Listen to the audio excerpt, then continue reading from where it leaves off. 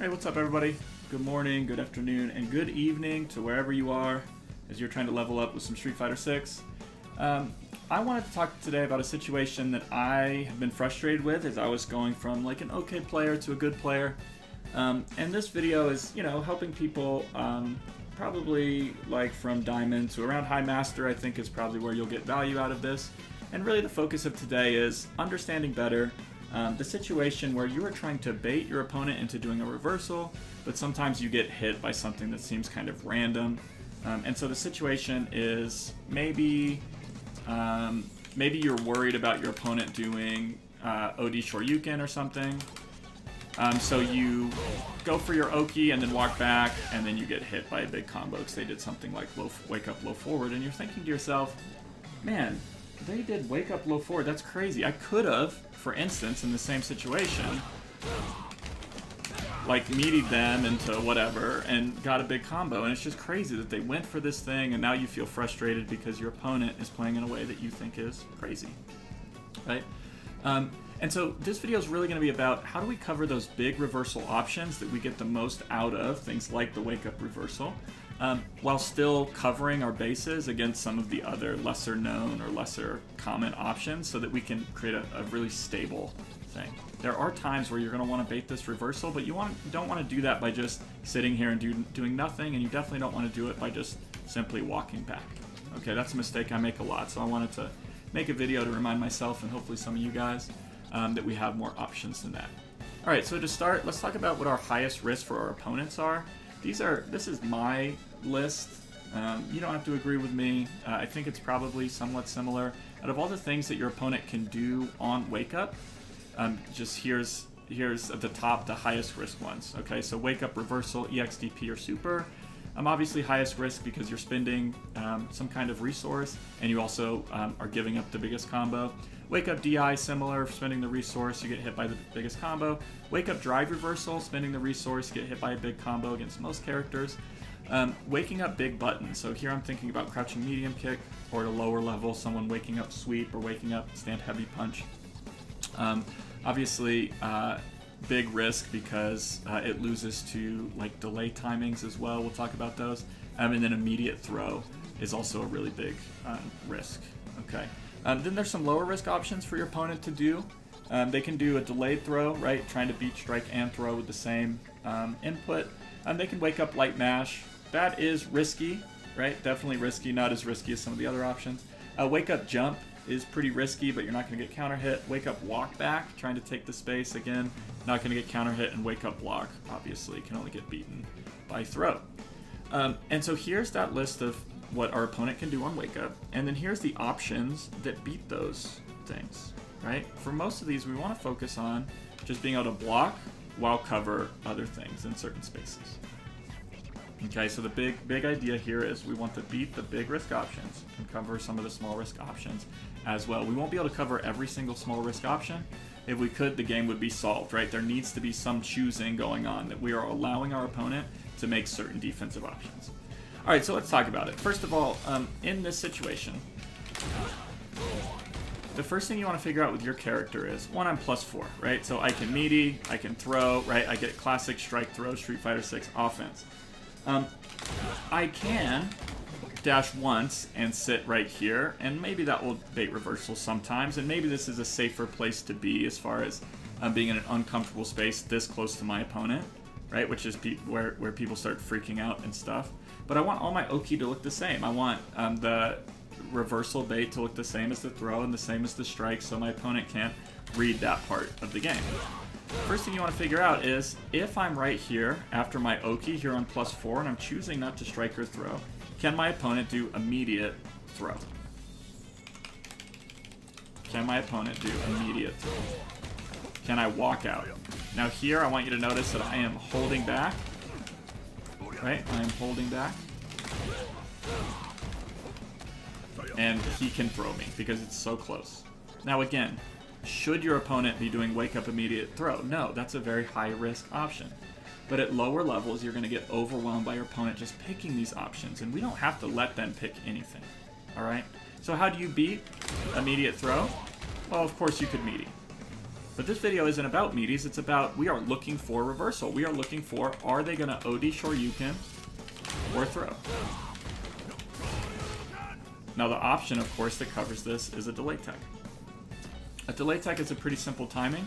I'm going to hold down and block for just a moment, and then I'm going to hit throw to tech their throw if it's there. Dash forward. There, I didn't do it. Dash forward, hold back for a second. And here I want you to notice that I inputted the throw. I did press throw, but it didn't come out because I was in block stun. Hopefully he throws this time. Nope, I did my throw too early, so this does need to be practiced. There I pressed throw, but I got my block. And there I teched, right? And you'll notice I got drive meter back from that situation, okay? And super bar if you could see it.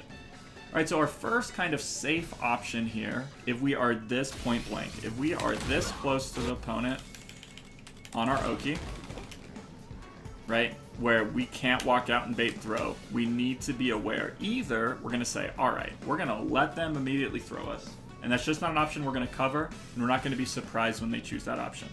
We are looking for other options. You can do that, right? That's an option that you can do. Or you can delay tech here. Now, what's the risk of delay teching? The risk of delay teching is if my opponent decides instead to, on their wake up, walk back, like this, and I'm looking for delay tech, I will whiff my throw and they get a big punish counter here, right? So delay teching on our part has some risk with it. It definitely has some risk. You have to ask yourself, is it better for me to take an immediate throw because my opponent is just mashing throw while I'm baiting this reversal, or is it better to have the risk of whiffing the throw and then getting whiff punish for that? Okay, so you have to choose. Do I want to get thrown? Do I want to have the potential of getting whiff punish on this throw if they walk back? Now the thing is, you might be thinking already like, hey, we're not getting anything out of this situation. And that's true. If they don't OD reversal or drive reversal or DI, we are not getting the best possible situation. But what we're trying to do is cover their high-risk move and have a stable answer to that. Another thing that a good opponent might do is just wake up mash, right? They're going to wake up mash because, say they OD reversal the first time, you knock them down, and now they think that you might be scared about that, so they're just going to wake up and press a button. And this is kind of a bummer, right? They're stealing a turn. Again, if you just meatied them, right? If you just did a regular meaty, obviously you could like blow them up for it. But we know that most players don't think, right? So they might just choose that they're going to wake up mash. The big thing here is that if they wake up mash with like a jab, something that's kind of safe, and you're just blocking, right? You're not walking back where you're going to get hit by a low short. You're not you know, pressing a button delayed here or delay teching because you've decided you're going to allow them to throw you because you're so close, right? Like, this jab is not losing you the round, right? This jab is not doing anything, and what most players are going to do is maybe jab twice and try to confirm into a special, or if it's Ryu, maybe he's going to jab twice and go into Hasha or something, right? But you taking this jab, you gave up your turn. You guessed wrong on him doing a crazier option. But if he does any of the other things, right? Wake up, OD reversal. Wake up, crouch medium kick. Well, we'll cover crouch medium kick in a second. Wake up, I don't know, like DI or something, right? They're just doing something crazy. We're beating all these other options, right? And not only are we beating them, we are killing people. Right? We are like really making them pay for making a silly decision. So what happens is sometimes you feel bad that you baited something and you didn't get the biggest payoff for it because they didn't actually do it. But what we want to stop is them just doing all this other stuff. Literally just sitting here is a good option. As you get a little bit better, let me show you what the next kind of layer to this is. Imagine that they are expecting you to shimmy or do something more committal, which is a risky option for you. So they're going to low forward drive rush into a button. And they might do this because here, this is a block string. Oh wait, sorry. this is a block string, which means I can't reversal out. I cannot get an EX reversal out, right? So the reason that might be good for them is, say, on Wake Up, they're like, hey, look, I've shown EX reversal. I'm gonna expect them to walk back. And if it works, you get a combo. And if they just catch me blocking, at first it seems like, okay, they're just kind of in a good position here, +3. So we want to be able to deal with this, and this is a skill that comes from other places in the game. Here's what I recommend you do. I'm going to block, and then I'm going to jump away. And the reason I'm jumping away here is because the most common option for someone to go for here is throw. And even if they don't throw, and they go into something like a crouch medium punch, most characters have like 1 button, maybe 2 buttons to confirm into a non-counter hit combo, right? So let me show you what I mean.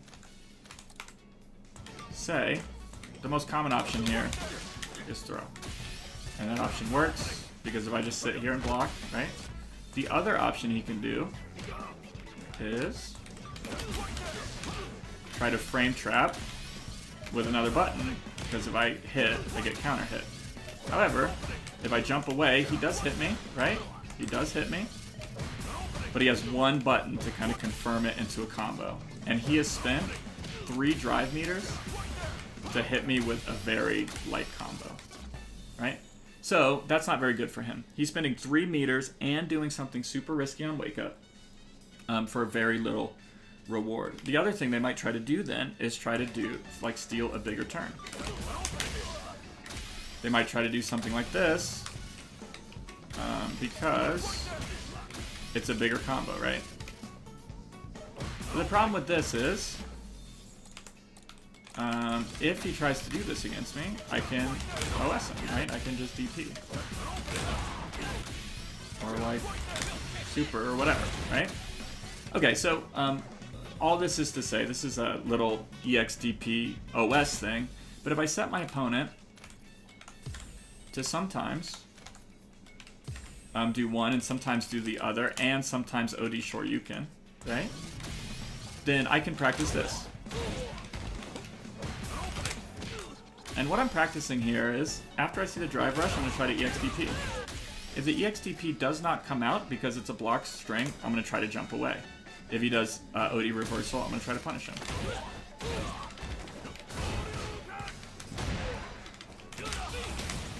Okay.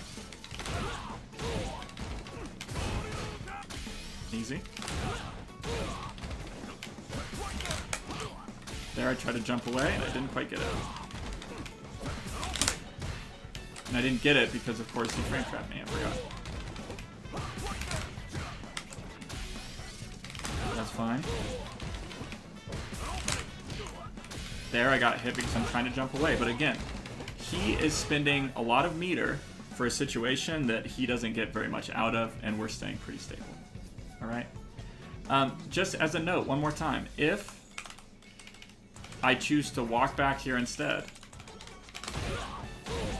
of just sit there, he gets a full combo. And this can be one of the most frustrating things in the game. I'm trying to bait the OD reversal, instead I get hit into a full combo, and those 3 drive meters that he's spending on this defensive choice only are worth it to him if he actually gets a big combo like that. Otherwise, it's probably just not worth it. He's wasted 3 drive meters.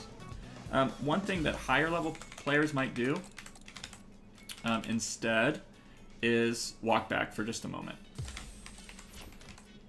And so let me show you. They might just walk back and block for just a second. And which one was that? 39. And this is a really good option. Right? They're just going to sit right there. And the reason that they're going to do that, they're going to walk back just a little bit in case I'm trying to delay throw. I whiff it.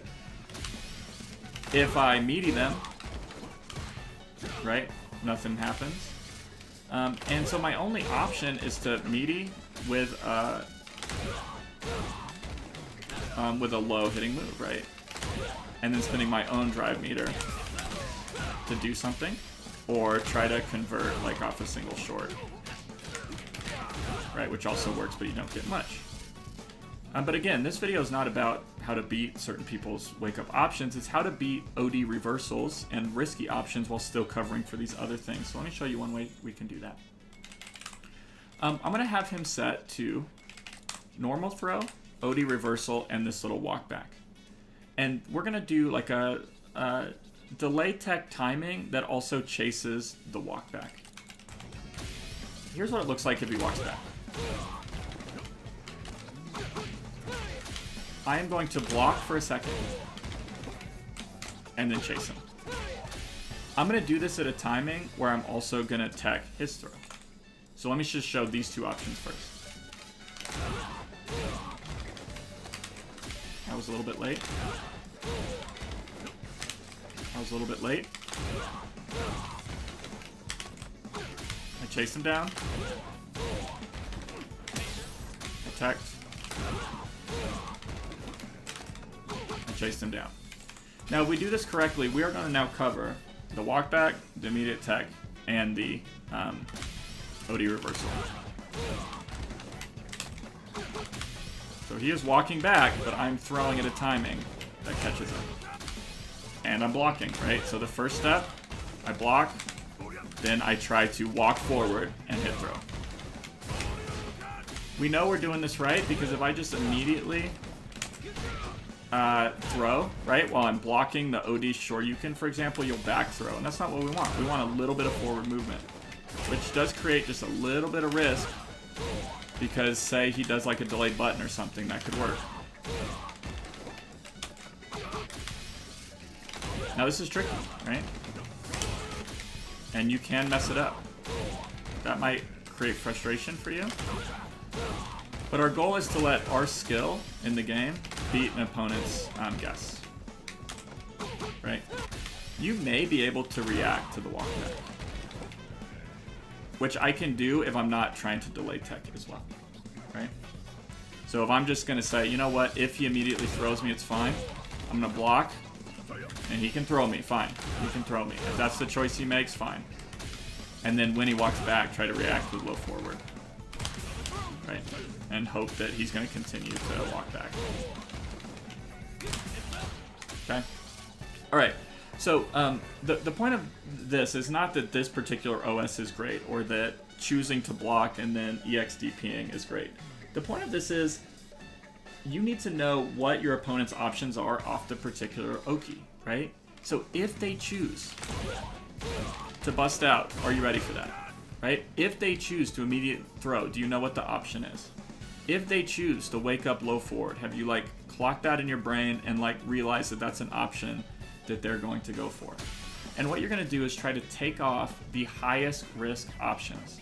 Right? What are the highest risk things that they can do? Wake up reversal, wake up DI, wake up drive reversal, you know, stuff like that. And I'm going to try to minimize those options, and so that when they do them, I get the most out of it. Now, you can't, you know, cover everything. You really can't. So you need to choose.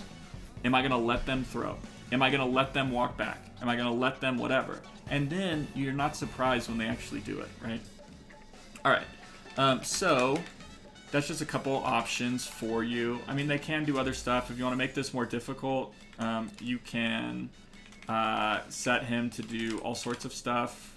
These wake up options, forward jump, walking back, you know, crouch light punch, stuff like this, and just practice. Okay, so I'm checking.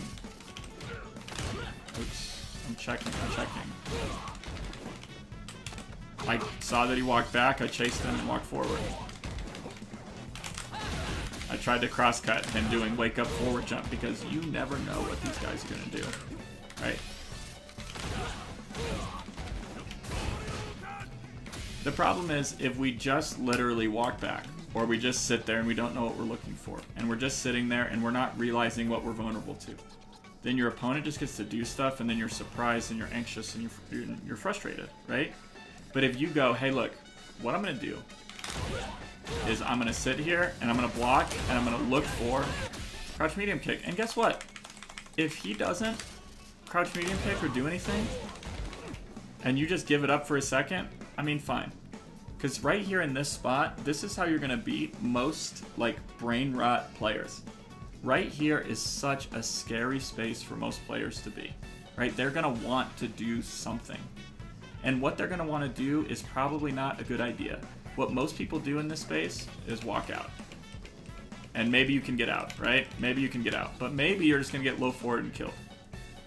If they think that you're gonna do this, right? And instead, they just, instead do like this after a delay, right? So say, for example, you do this, you're trying to bait, you don't see anything, and then they do this. They just spent 3 drive meters for nothing, bro, for a terrible mix. As long as you're calm and chilling, even if they get a throw here, no matter what they get, like, you're just winning the interaction. It doesn't matter if you just block here and then see them maybe take a step forward and throw tech or whatever. Like, you're just going to beat so many players that feel uncomfortable in this space, right? This space right here and this space and this space, all right here, people just freak out. And we want to take advantage of that. All right, so that's the situation if you are this close. If you're this close after your Oki, and plus, you need to be worried about immediate throw. But let's turn the tables here and say you're not that close, but you're still in an Oki situation that's strike throw. Like Ryu gets after a medium Tatsu, for example. Oh. Okay. I want you to notice that now the situation is different, because after I dash up and I'm +3, which means I can meaty, I can micro walk throw and still have that be meaty and stuff. But if Jamie chooses to immediate throw this time, he just whiffs. This is great news for us. This is a much safer place to bait. It is so much safer, because now if he chooses to do either one of these options, I just sit here. Oh, I missed that punish on the throw. I just sit here and look, right? And just punish him. I like don't have to do anything. I just sit and look. And of course, if he does the reversal, which is the thing I'm worried about, then I can kill him or whatever, right? So that works out. Of course, then too, if he's doing weird stuff like wake up DI or wake up parry, right? I can react to all these things so easily by just sitting and waiting. I was late. I was late again. Okay, so this is the practice, right? There it is.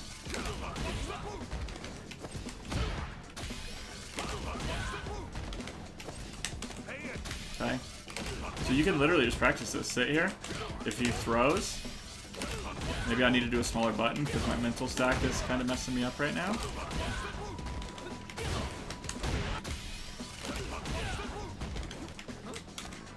Right. Okay. A lot of good options here. Because he can't immediate throw, what are his options now? Well, if he's not going to wake up reversal, wake up DI, wake up drive reversal, or, you know, then he's got to wake up with a button, or he needs to walk back, right? Those are his options. And those are both totally fine with us. It's a similar situation as what we're just going over with. If he wakes up low forward because maybe he's shown that he's willing to reversal and you want to respect it, again, that's fine. Because when you're here, and he low forwards, sorry, and he low forwards, fine. He's not going to get anything off of it. And if he wants to spin the 3 bars, like, he's going to be burnt out in no time. And that's how we create stable offense. We're not spending drive meter unnecessarily, and he's wasting his. All right, so this is I've covered a lot of stuff here, right? The big thing that I want you to take away from this is you become a more stable player. Is you're not guessing what they're doing on Oki anymore, right? You're not guessing that they're specifically going to level 1, or they're specifically going to drive reversal. You're choosing a combination of options that you have practiced punishing that beats them being high risk, right? I don't want you to think about their wake up options as what specific thing they're doing. I want you to categorize them as high risk options versus low risk options. If they're choosing high risk options because they're a risky player, you do not want to risk something back and play at their level. You do not want to risk holding back where you can get low forwarded. You don't want to risk, trying to immediately tech where they can walk back and whiff punish you. What you want to do is pick an option like this, right? And then try to react to what they do. And based on their choice they make, maybe your reaction becomes easier because you notice, oh, they actually do this every single time, or they actually do this every single time. We're allowing our practice in the lab to be their just arbitrary choosing of an option, right? They're just doing stuff, and we want to be as ready for many of those things as possible. Again, you can't cover every single option perfectly. You cannot completely shut down what someone's going to do defensively when they wake up, but you can choose in your mind, here are the options that I'm going to let them get away with, and here are the ones that I'm not going to let them get away with. And you'll remember much easier, hey, I did this setup where I allowed them to immediately throw, and they did. So now I know the next time how I'm going to beat that, right? So you gather data, but it no longer becomes this anxious, nervous energy. It's more, I am allowing them to do certain things, and I'm going to punish them for that. As you get kind of better at this, you know, I would set these options up, and then I would also set up an option where he is low forward drive rush as a block string. Let me make sure I did that right. Low forward drive rush as not a block string. Again, I'm worried that I messed that up. Okay. And then, you know, you can throw stuff like that in there to really learn how to shut down these opponents.